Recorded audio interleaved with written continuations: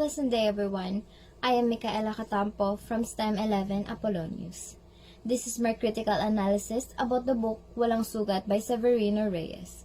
In this video, we will explore Severino Reyes' timeless masterpiece, Walang Sugat.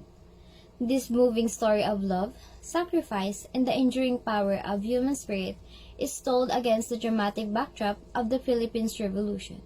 Come along with me as we unpack the many levels of this literary masterpiece, looking at its historical relevance, intriguing characters, and timeless themes that speak to readers of all age.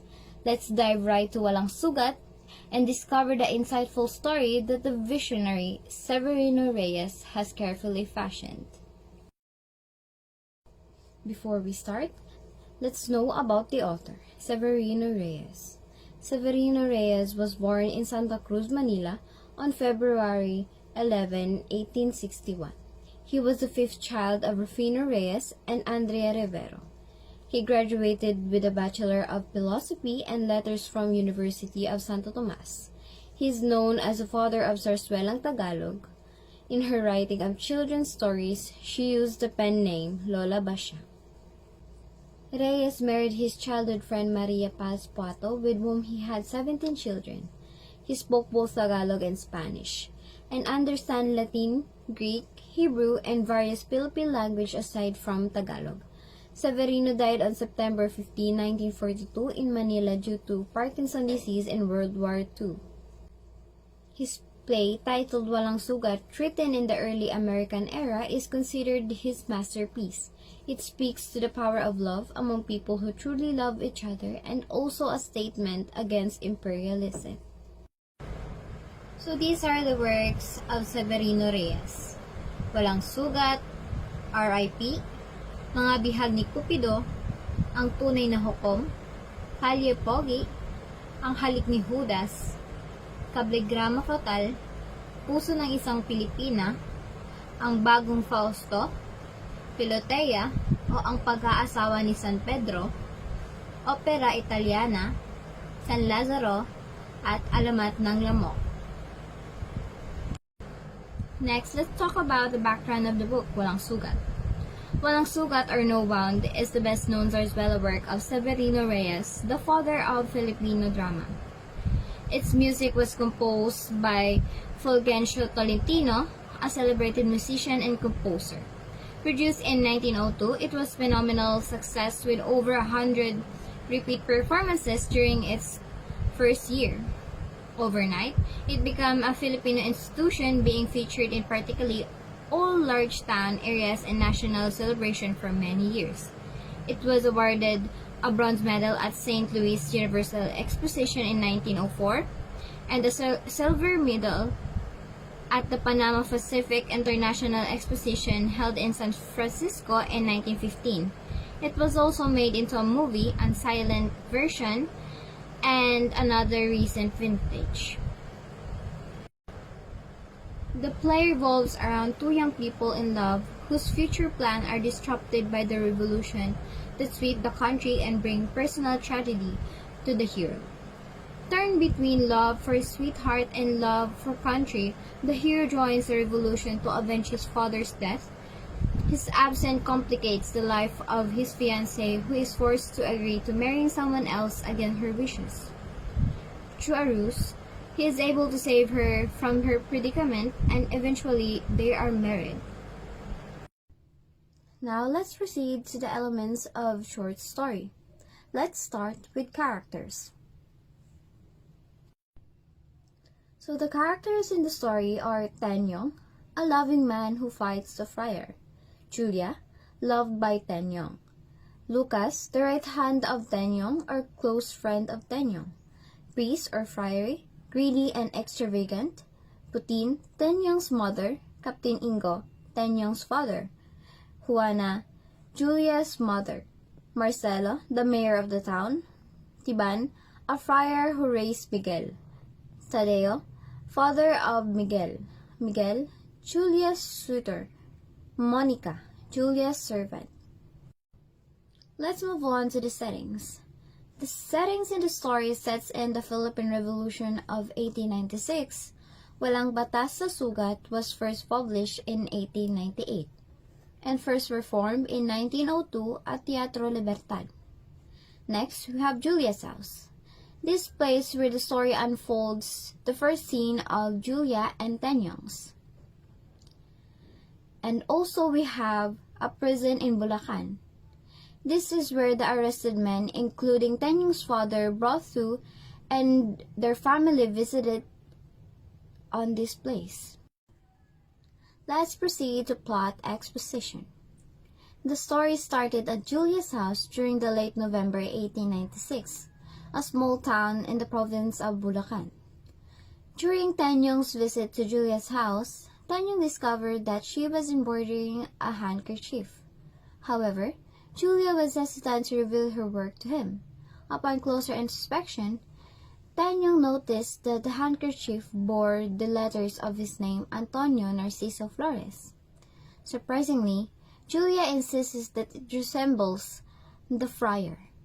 This caused Tenyong to become angry and contemplate burning the handkerchief.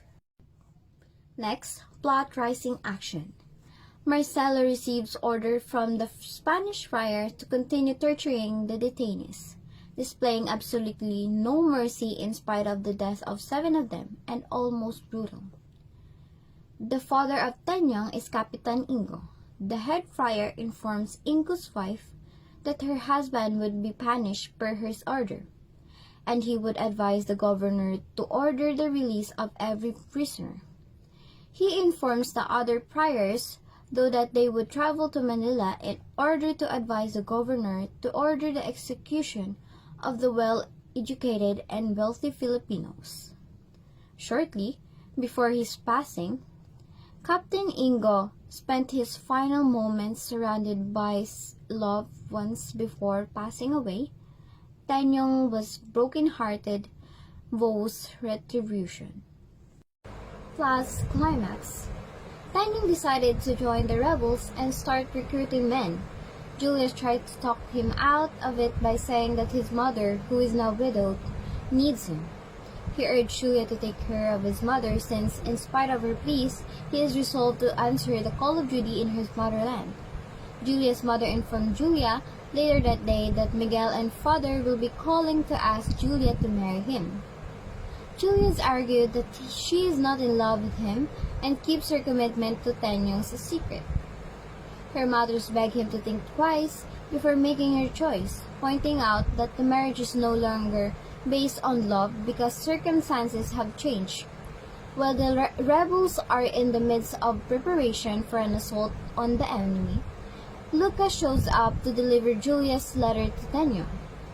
Captain Tenyong learns of his mother's death and Julia's impending marriage to Miguel. Sad and depression by the news Tenyong was helpless, Lucas returned to Julia with no answer from Tenyong. Now let's go to the plot's falling action.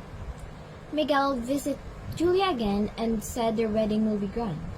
Julia pretended to have a headache to avoid Miguel. When the wedding day finally arrived, Julia was forced to agree since she didn't want to humiliate her mother and believed Tenyong had passed away.